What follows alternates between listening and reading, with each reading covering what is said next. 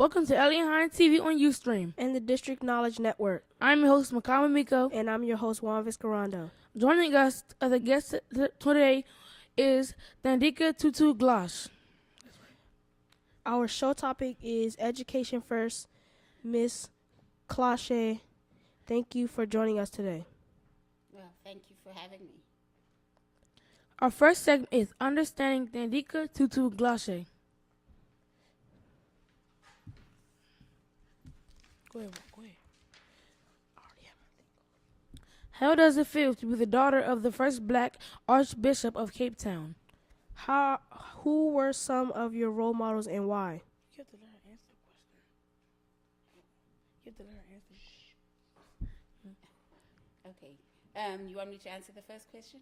Yes. Okay, I'll go ahead with the first question. That's such a strange, well, it's not a strange question, but it's not how I considered myself, because he was the first of, in many respects, and so when he came to be the Archbishop of Cape Town, even though he was the first black Archbishop of Cape Town, he had done so many other things as well. So by that time, we were kind of accustomed to him being ahead of the crowd, as it were. And so I guess perhaps the correct answer for that is to say proud, because it's just another accomplishment that he made, and I had nothing to do with being his daughter. Yeah, I guess proud would be the if I were asked to sum it up in one word, it would be proud. Next question. Who were some of your role models and why? Well, naturally, a lot of them were strong South African black women. Winnie Mandela, who is the former wife of Nelson Mandela.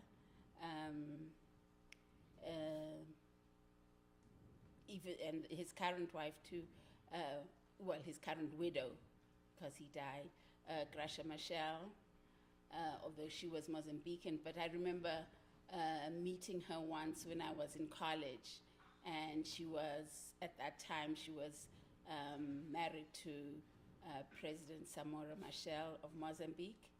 You see, this is a long time ago. You're so young, I don't think you know all of these names. But that's okay. You can go back and Google them. And people like Rosa Parks, because they stood up for what they believed in, and they refused to be cowed. And so those are some of the women that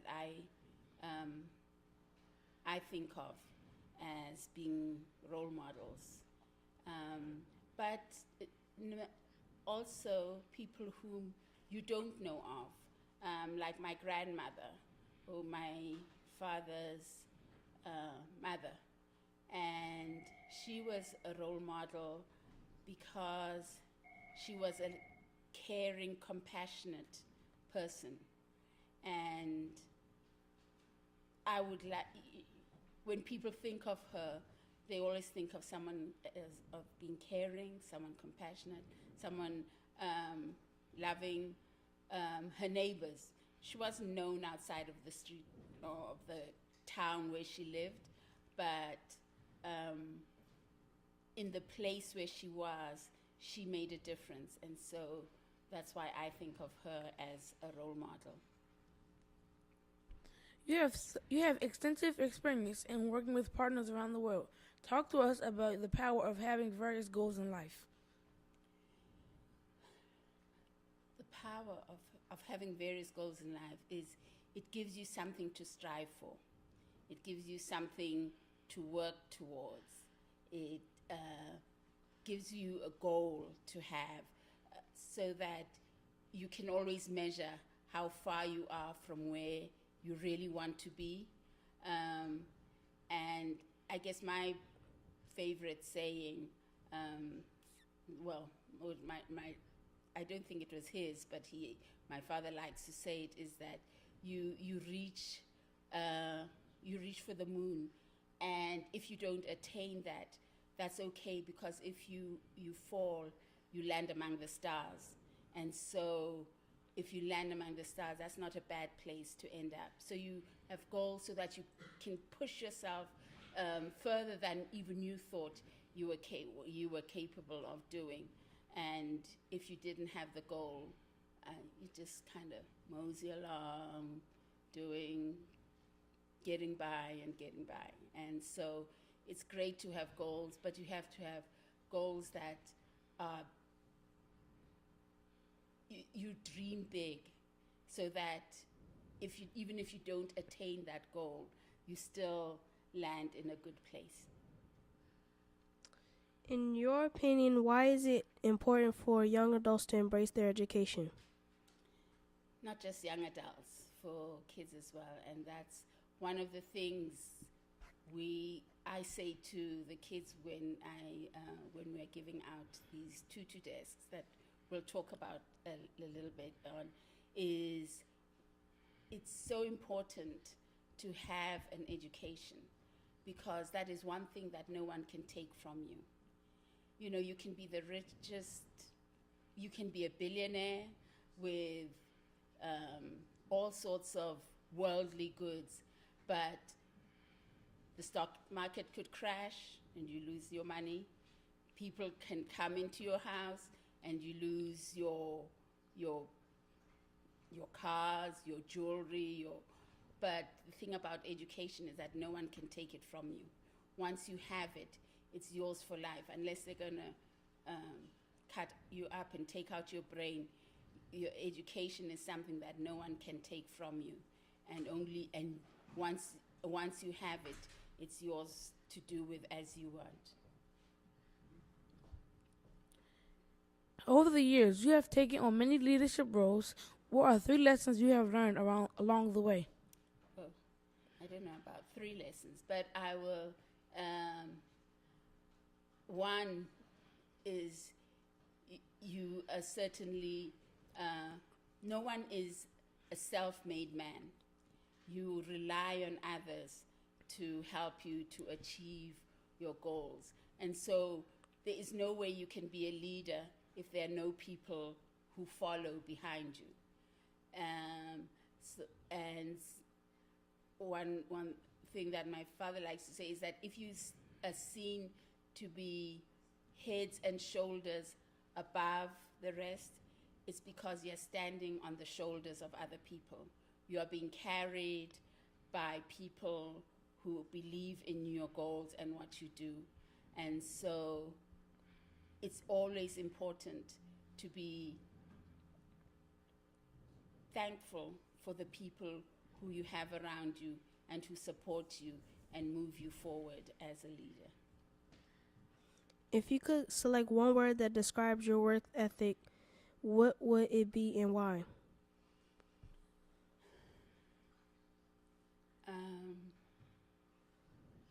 Never give up. I think that's probably my work ethic, as it were.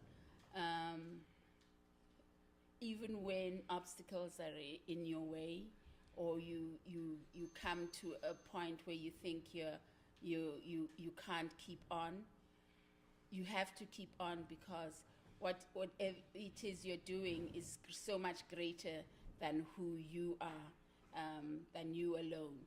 And so not giving up is an important work ethic for me, because it keeps you keeping on, and it keeps you motivated to carry on even when times are tough. Now we're going to take a quick break and we'll be right back.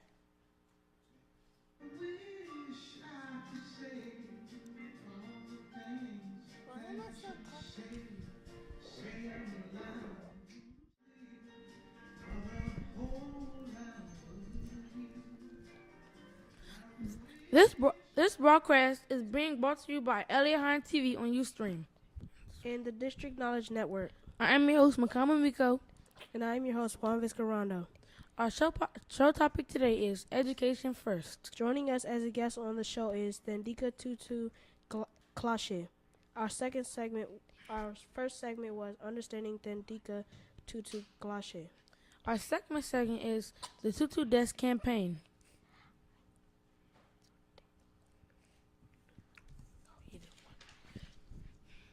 How does the TuTu Desk provide the answer to the classroom desk shortage crisis experienced in schools in developing countries?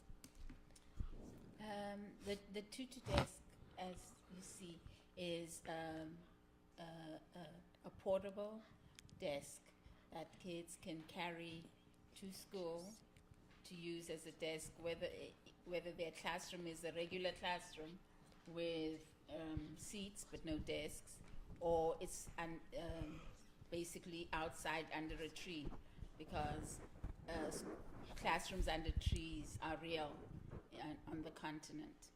And it's cheaper than a normal desk. You're not killing trees, for one, because it's made of recyclable material. And then kids can also carry it home and use it as a surface to write on when they are doing their homework. And so it has multiple of uses, and is for right now is the best solution that we see to the crippling shortage of desks in sub-Saharan Africa and other places around the world.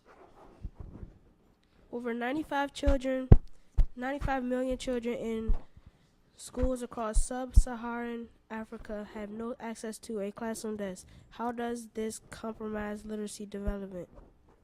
Well, if you consider literacy being the ability to read and to write, if when you are learning to write, you don't have a solid surface like a desk, then you never fully master the art of writing, because you're using your lap, or you're using your friend's back, or you're crouching on the floor and using the floor that you're sitting on as a solid surface.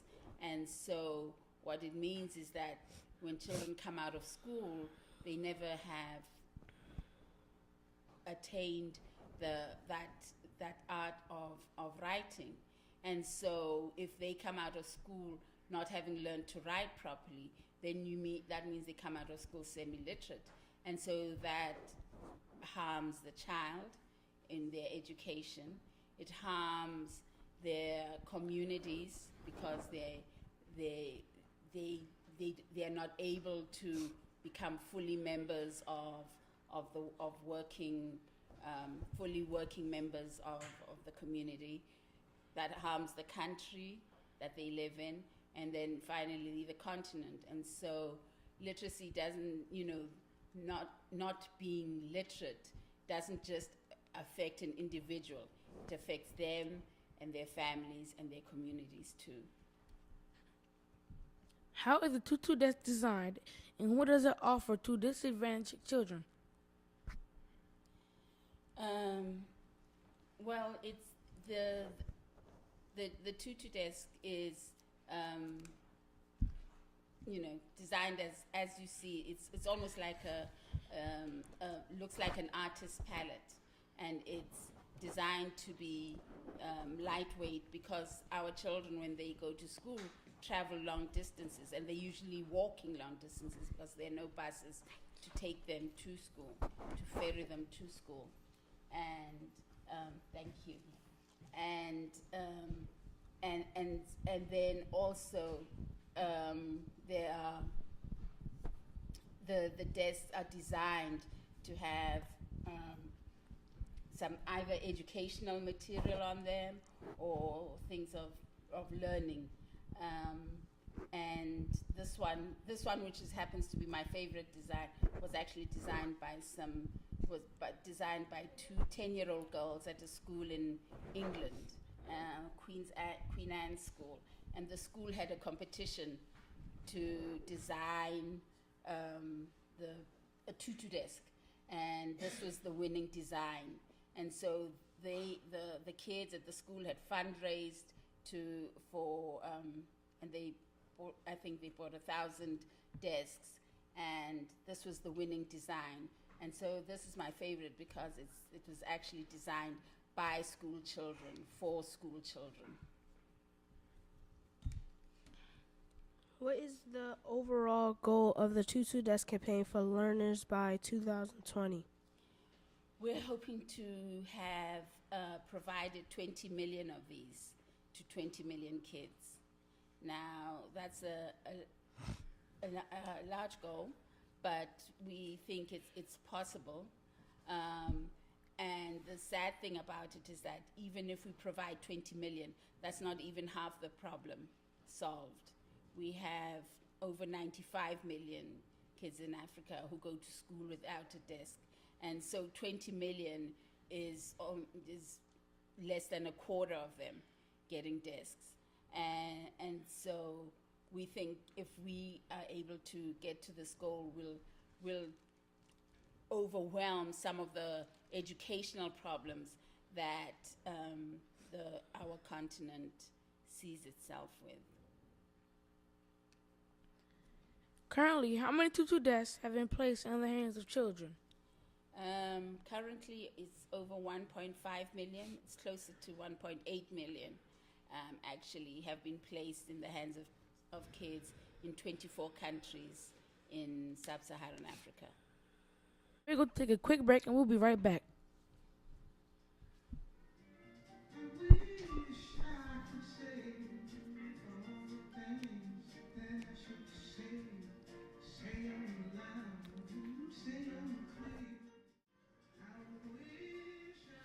This broadcast is being brought to you by Elian TV on Ustream and the District Knowledge Network.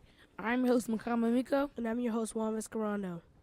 Our show topic today is Education First. Joining us as a guest on the show is Thandeka TuTu Gxashe.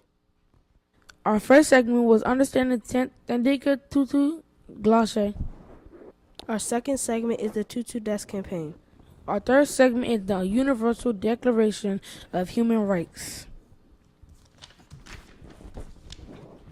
Why is it important for people to stand up for their rights?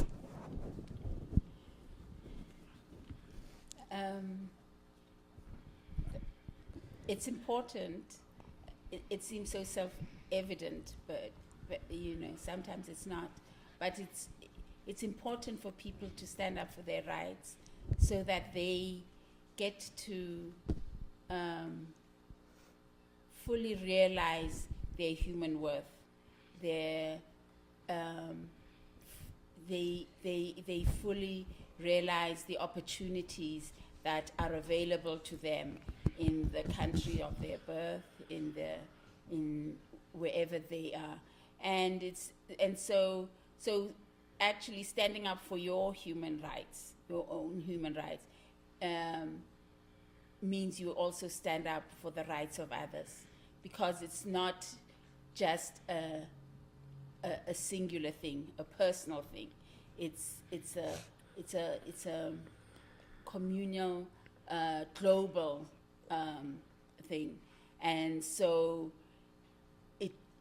it opens you up to not only being a better human being, but to allow others to be better human beings too. In your opinion, what does it mean to be born free and equal?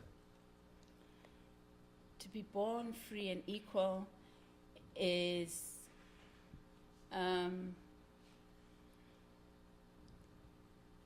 to have the ability to be whatever it is that you want to be, to go where you want to go, to do what you want to do,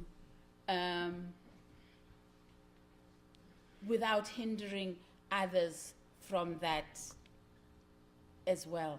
It's allowing you to realize your full human potential,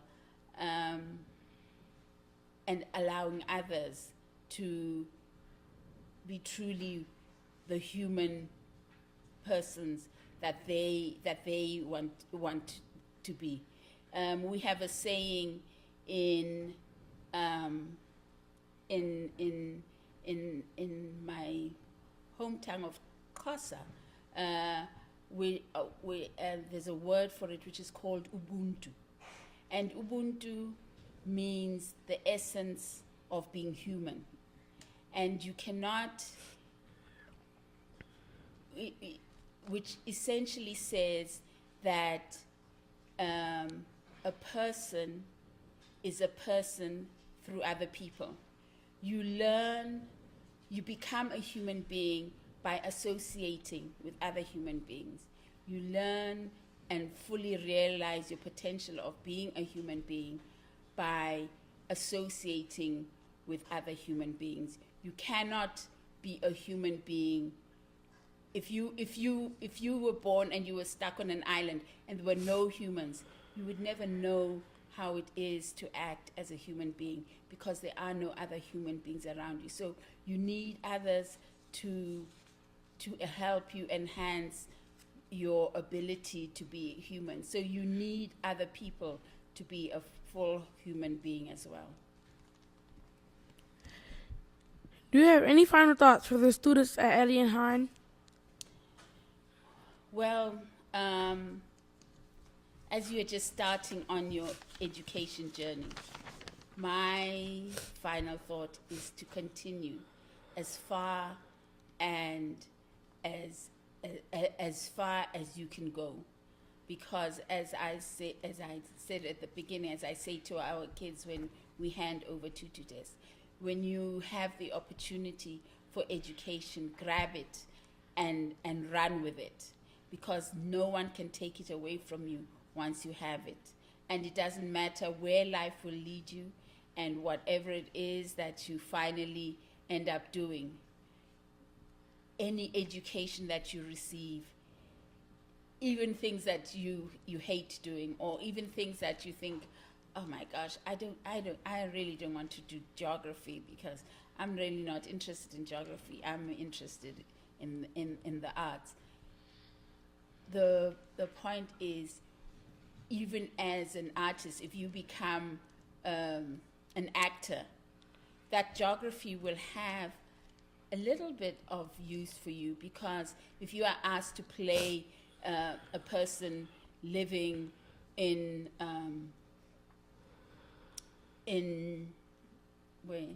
let's say Johannesburg, South Africa, if you have no geography and you have no idea of where Johannesburg, South Africa is, how do you even play someone living in that area of the world? So my thing to you is, take all the education that you are given and run with it, because it will land you in good stead for whatever or wherever it is you find yourself doing when you become an adult. And so thank you to you all for having me here, and I really appreciate my time with you.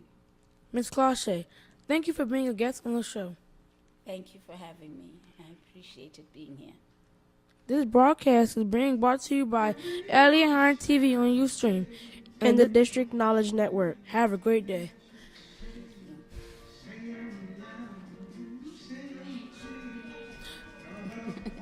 Thank you. Thank you.